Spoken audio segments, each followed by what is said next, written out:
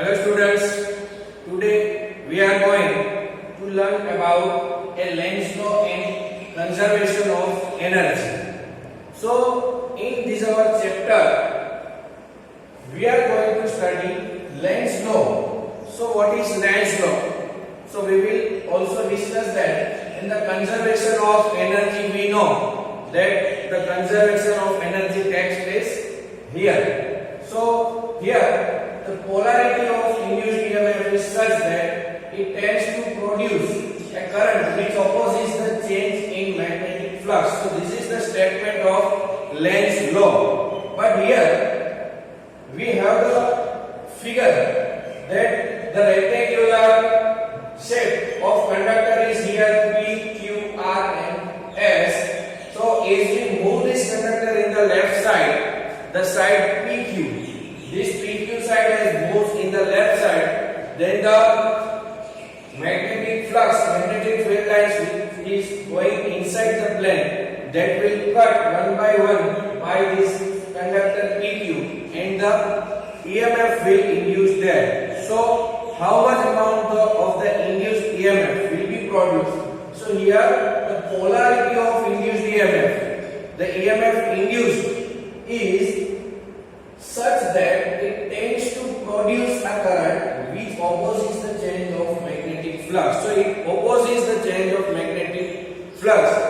The EMF will be produced in such a way. So here we can see that if we have the circular shape current and the current is not passing through that, we have the circular coil only of a conductor and we have the bar magnet.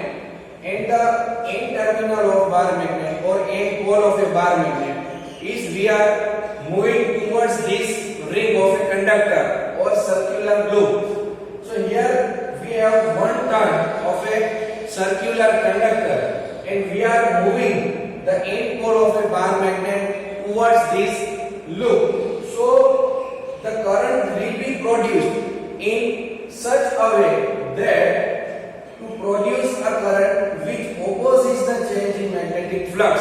As we move the bar magnet towards this ring, the magnetic flux will increase, but the EMF will produced here will also increase, but that will increase in such a way that will oppose the change in magnetic flux. So here we can remember in this way that if we move the end pole of a bar magnet towards the ring, then end, so here the end will be formed. We can remember in this way that end is formed here. So the direction of this end is in anti-clockwise direction. So here end pole will be generated in the circular loop by the current, and here the end pole of a bar magnet, they both will repel each other. So in this way we can remember this. Now if we have the S pole of a bar magnet, then we move towards the ring, the S pole, then here we can write in this way. If we have the S pole of a bar magnet and we are moving it towards the ring, then here the letter S will be formed in such a way that here the current will flow in the clockwise direction and this loop will behave as a S pole of a bar magnet or S pole of a solenoid. Then this S pole of bar magnet and this S pole of a ring, they both will repel each other. So if the S pole is moving towards the ring, then the current will be produced in clockwise direction, and if we moving the end pole of a bar magnet towards the ring, then here the end pole or the current in anti-clockwise will be produced. Now here, suppose we have the rectangular loop PQRS. Here PQR is movable arm. We can move in any direction PQ. Here the distance from P to Q, this is given here S. PQ or RS, that is our S. And the distance between SP or Q and R, that is X, is given here. So now the magnetic field is going inside our plane. So we are moving this rod in a left side. So here the velocity of moving the rod is v. Now let here rq equal to s and rs equal to a. We know. Now flux phi b, that is equal to b into a. So the a is the area enclosed by this rectangular loop. So the area is length into breadth. So L into x. Now induced EMF epsilon equal to minus d phi by dt. So we will put the value of d phi d. So here phi is b l x. So b l x, b and l are constant. So it is coming out of this differentiation. Now dx upon dt is our velocity, but it is in the opposing the magnetic flux. So that is minus.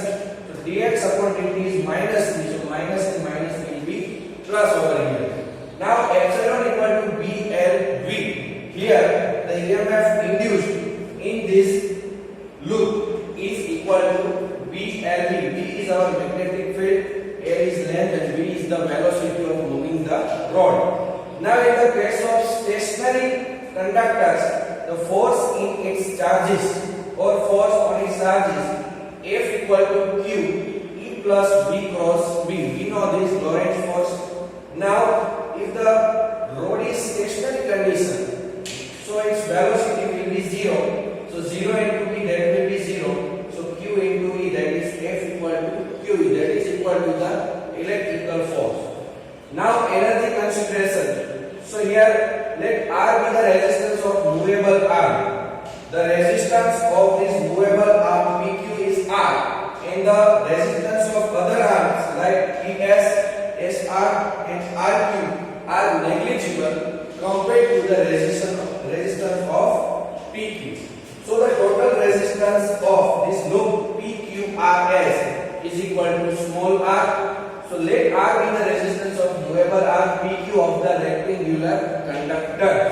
Now current equal to epsilon upon R. So value of the epsilon is BL V upon R, but the force I L cross B act in the opposite direction of V. We know that the conductor is constantly coming towards this end SR. The velocity is V. But here the force in opposite to the velocity, direction of velocity, the opposite force is IL cross B. Here the velocity is V in left side direction, but the force will be in the right side, that is equal to IL cross B. So here F is equal to IL B, because the angle between L and B is inside the plane. So that is 90 and sin 90 equal to 1. So I and B is here. Now we will put the value of I from here. So B L V upon R. The value of I is B L V upon R. L and B are as it is. Now B into B, that is B square. L into L, that is L square. And V is here upon R.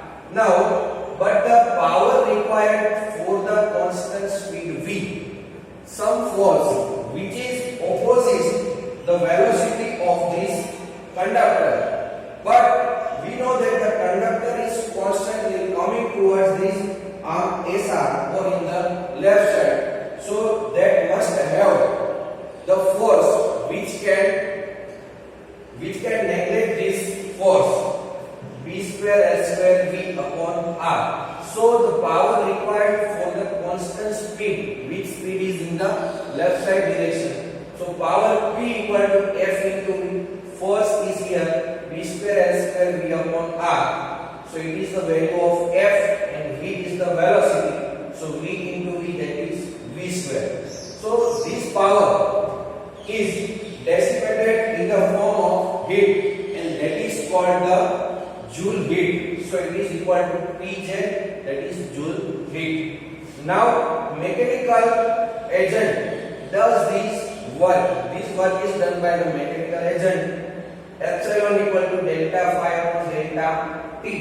So here epsilon equal to I is R also. We have two formulas of epsilon, that is equal to D delta phi by delta t, and here I into r. So we will compare these both values. I is delta q by delta t into r. So we will compare these both value of the right side of epsilon. Then delta phi by delta t, this is here, and delta q upon delta t into r is here. So delta t and t will be cancelled. So we have delta q, we will make the subject delta q, and r will be into the denominator. So delta phi equal to delta phi b upon r. So in this way we can derive this formula delta q equal to delta phi b. But the very important thing is the direction of current that produces when we moving the N pole or S pole of a bar magnet towards the loop. So we can remember easily in this way that if we move the N pole towards the ring, then the current will be in anti-clockwise, and if we move the S pole of a bar magnet, then the current will be in the clockwise direction. Just this is the very important thing which is to be remembered, and this is one of the most question. So this question is also very important according to view of examination. So here the formula epsilon equal to ELE that can be asked in the 2 or 3 marks in the examination. So further discussion will be done in our next session. Thank you. Have a nice day.